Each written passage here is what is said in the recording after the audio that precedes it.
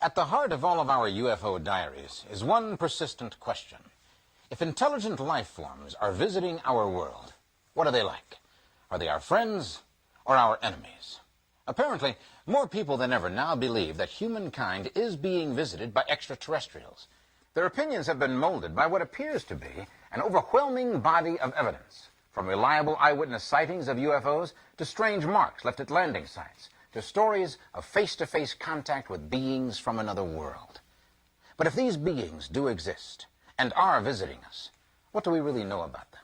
If they truly are interacting with humans, isn't it imperative we learn what their true mission is? UFO researchers have been searching for that answer since 1947, when a private pilot named Kenneth Arnold saw an amazing group of aircraft.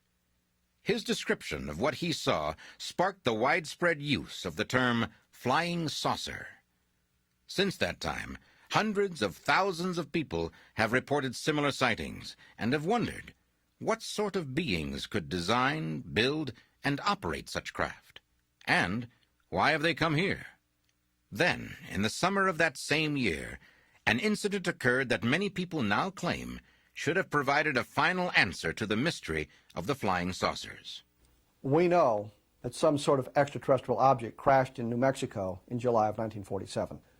But according to the first-hand witnesses, it was no vehicle made on Earth. Apparently the bodies and the metallic debris were impounded by the military. If all of this is true, and the evidence strongly suggests that it is, then our government, for some reason, has taken the stance that the general public must not be told the truth. But why? Why would our government wish to conceal the fact that alien beings have come to our world? And do we know for certain that they have concealed such evidence?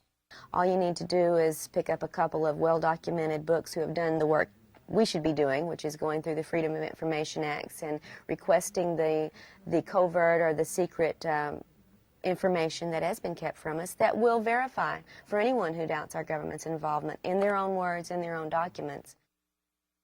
But if the real nature of alien visitors is being hidden, who are the guardians of this secret? Some groups call it the Wise Men, the Magi, Magic 12, MJ-12. It was an organization that was apparently appointed as early as 1947-49 to deal with this issue, to study it, to establish some policy and make some policy on how are we going to respond, how are we going to deal with the reality of extraterrestrial alien involvement. Now, an organization very much like that still exists, but they don't call it MJ-12 anymore. It is literally a multinational, multi-agency, international organization trying to keep the lid on this thing, to keep the cover on it, to control the release of the information. In my opinion, there's a lot of reasons why the government and NASA would want to cover up this situation, but I think there's one main reason that seems to wash mostly for me. In my mind, it starts with the Brookings Institution report in 1961. NASA contracted the think tank in Washington to kind of project what would happen if our planet was to find an extraterrestrial artifact, or even extraterrestrials themselves. The Brookings report concluded that one consequence of our exploration of space might be a face-to-face confrontation with extraterrestrial intelligence. They advised Congress that such an encounter would inevitably throw the world into chaos. Any more advanced society that comes and meets one of lower level is the lower level society is automatically absorbed by the technologically advanced one, culminating in the collapse of religion and government throughout the world. And this is something I believe that the leaders of our institutions simply wouldn't want to face. They put a great deal of effort into concealing what they do know about the extraterrestrials. What I found yesterday in my field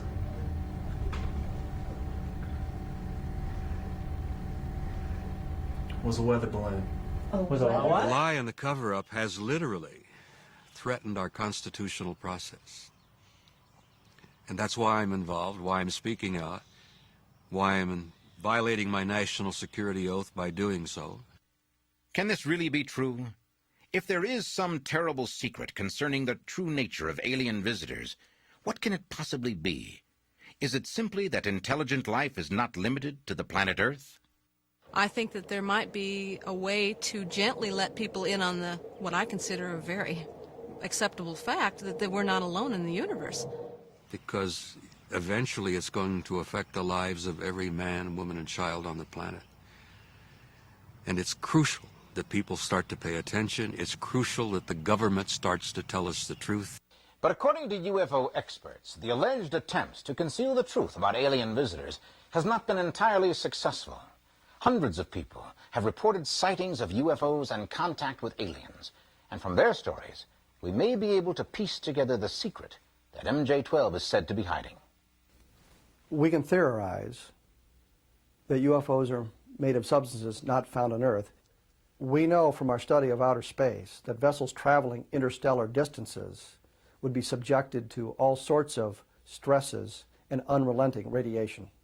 For example, there are many witnesses who have described the debris found in New Mexico in July of 1947. Despite being thin and fragile seeming, it has defied all attempts to cut it, burn it, puncture it, or damage it in any way.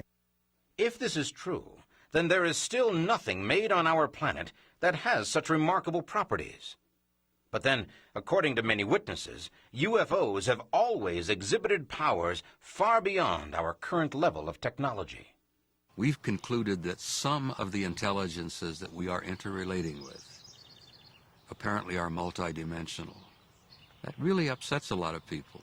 I find it exciting, but it bothers a lot of people. They walked right through the wall. The implication of Earth being invaded by multidimensional beings is frightening, if we assume their intentions are to do harm. What I saw. I'm sure you... The ability to somehow move effortlessly through what we regard as solid objects is one of the characteristics of alien beings that makes modern scientists shudder. Maybe they're not like But you does and the I. concept of multidimensional beings have any validity? More than that. Is such a thing possible? That concept in itself turns our idea of physics, the old Newtonian Einstein idea of physics, totally upside down. So if UFOs are made by beings who are masters of such advanced technology, what could they gain from visiting our relatively primitive world? And for that matter, do the countless reports of UFO sightings all describe the same vehicles, the same visitors to our world? How reliable are these reports? Can they be checked and cross-checked? Have the witnesses really seen an alien? If so, do these creatures come from one planet with one mission? Or are there countless varieties and species, each with a different purpose? The startling answers when UFO Diaries returns. A growing number of UFO researchers claim that the United States government has for a half-century had undeniable proof of extraterrestrial intelligence and had hidden that evidence from the general public. But is it not just as likely that reports of encounters with alien beings are really nothing more than dreams, hallucinations, and imaginations run wild? I don't think you can argue with the thousands of reports, visual reports, sightings by credible people that have happened over the decades.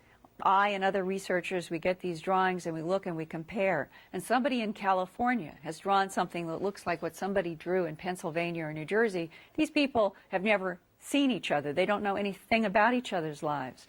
And when you start and lay out all of these drawings and you say, what are the patterns that people have been reporting for decades? They break down into this category of what is known as the grays, sort of like we talk about Kleenex and Xerox now. There is this gray. And yet, many of the most reliable witnesses have reported seeing aliens of widely differing types. There's a number of aliens visiting here. It's not just a simple they. It's a very complex they, and they seem to be coming from everywhere on every kind of business, doing everything. From personal knowledge, I can talk about two different kind. From research with other people who've had the experiences, I know there are more different physical reported types. People will describe creatures that look like a kind of a blend, half human, half alien. There's another group that appears to have something like a reptilian quality. The pupils of their eyes are vertical. I have personally seen the insectoid or praying mantis type creatures. And then there's another group that about 8 feet tall, very pale, no hair at all, that are basically humanoid, but they're massive people. We may be dealing with over a dozen separate groups, maybe even more. We really don't know. The variety of aliens that have been described over the years may suggest that Earth is being visited by representatives of many different worlds. The problem is that it may also prove that the witnesses are simply not telling the truth.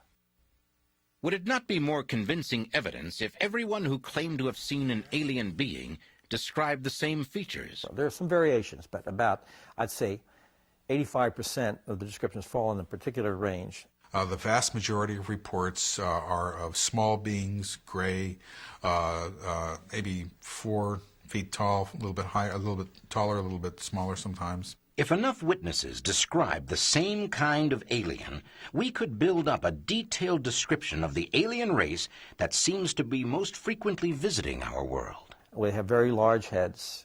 No hair, no nose to speak of, no ears, a little slit for a mouth, very thin, pointed chin, thin body, thin arms, thin legs. They have a tiny little thin neck, and many people are amazed that this little neck will hold this big head upright. Very large black wraparound eyes, or just huge black almond-shaped eyes. Sometimes the eyes are more slanted, sometimes they seem to be more horizontal, wrap around. There are variations there. Disproportionately long fingers. Most of them had 4 fingers. Some were reported to have 3, others were reported to have 5, but they were generally characterized by 4 fingers, no opposed thumb, as we use.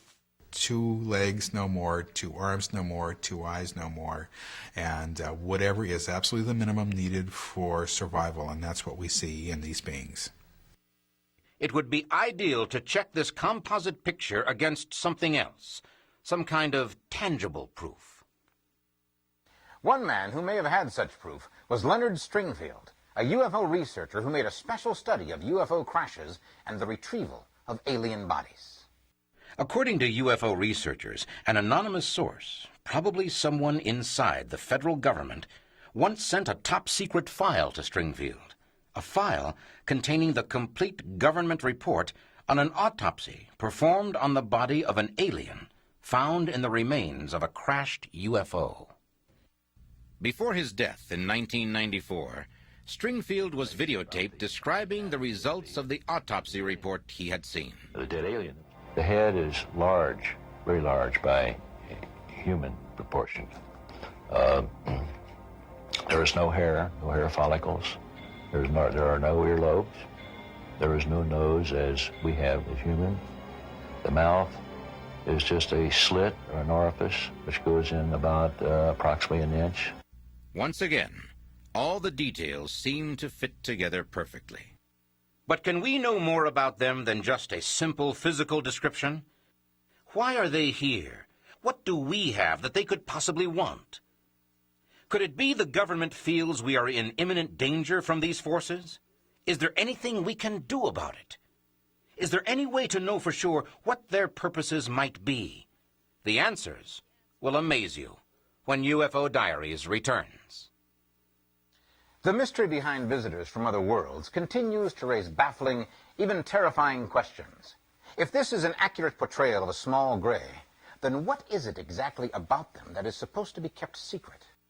While some UFO experts say that it is the U.S. government that has hidden the truth about the small grays, it also seems true that the small grays have hidden the truth about themselves. According to eyewitness accounts, the small grays are silent and have rarely given any indication of the reasons behind their actions. An example is one little boy said to me, when he talks to me, he doesn't move his lips. And he said he can hear everything I'm thinking, which is, of course, a wonderful way of describing mental telepathy. Perhaps no words are needed for the aliens to tell us all about their purpose here on Earth if we can believe the hundreds of people who claim to have been abducted by these beings. The abduction phenomenon is the most significant aspect of the UFO phenomenon that we have yet uncovered. It is a legitimate phenomenon. People, in my opinion, are being abducted as they describe. If the accounts are true, then all around the world, human beings are routinely taken aboard UFOs against their will and subjected to a procedure very much like a medical examination. Does this tell us what the small grays are really like? It looks as if they're scientists interested in gathering data, and they have no empathy for the emotional trauma they are inflicting upon their victims. Not unlike our scientists taking a chimpanzee out of the wild, putting a tag in its ear and throwing it back in the troop to see how it reacts or something like that. Are we being monitored by the small grays the way we observe the habits of lesser creatures on our own world? Or is there more to it than that? Many experts now believe that alien beings want something from us that goes far beyond mere scientific knowledge. But what? What could humankind offer to a race that travels the stars and commands technology far in advance of our own? The current agenda of involvement with humans is one in which we are a resource from which they harvest a number of materials. People have sperm taken, they have eggs taken. Are the aliens collecting genetic material from human beings? And if so, why? I have concluded, and this is a personal view, but I find that a lot of other researchers have reached the same conclusion, that the human race is very likely a hybrid race, and that we probably initially were seeded on this planet, and that I believe we have been genetically manipulated continually from the beginning of our history until today, and the process is still going on. Could it be that the purpose of alien involvement with Earth is purely genetic? Is it possible that the human race is simply being harvested for some unknown alien purpose? The astonishing and frightening answers when UFO Diaries returns.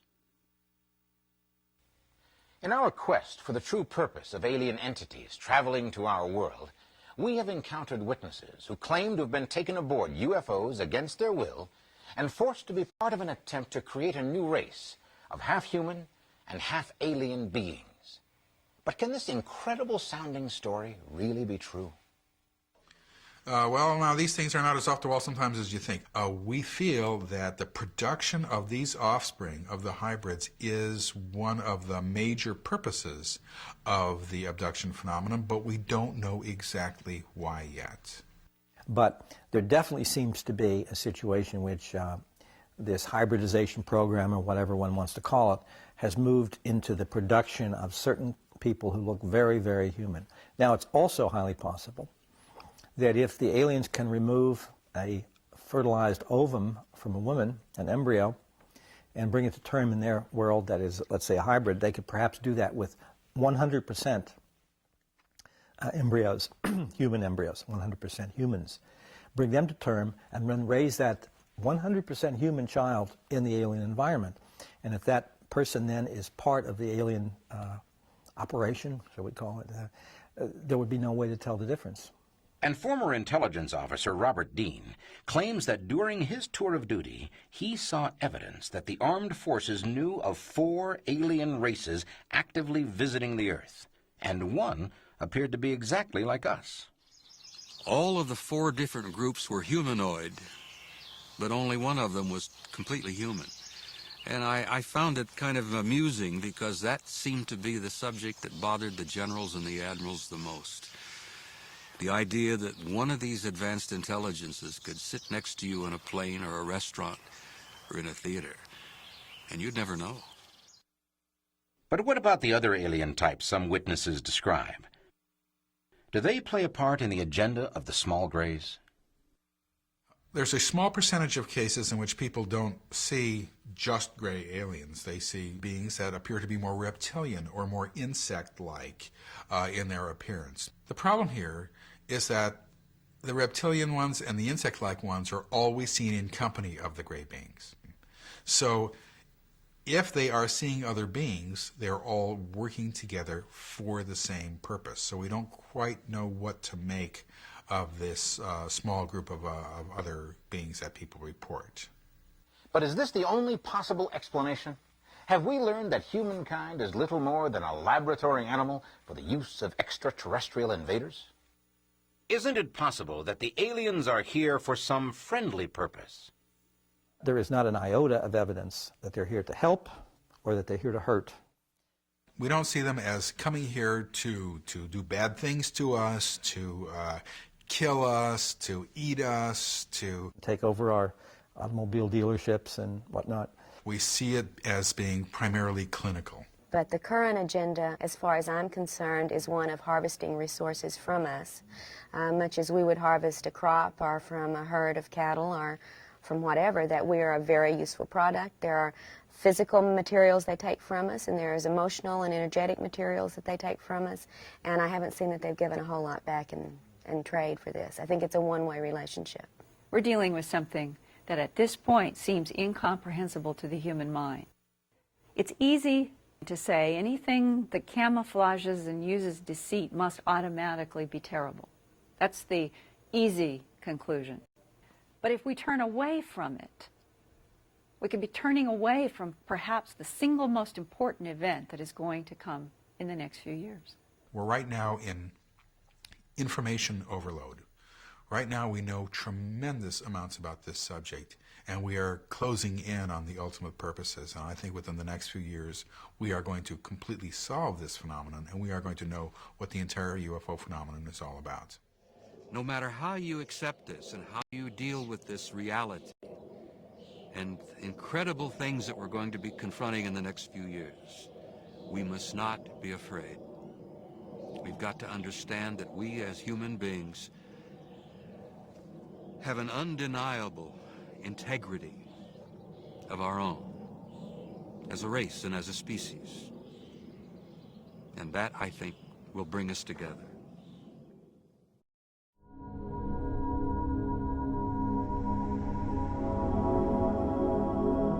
We'd like to ask for your input.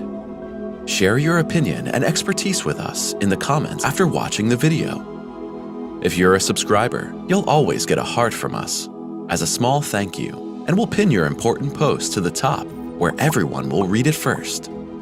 Just make sure you've already subscribed, like the video, and mention both at the beginning of your comment.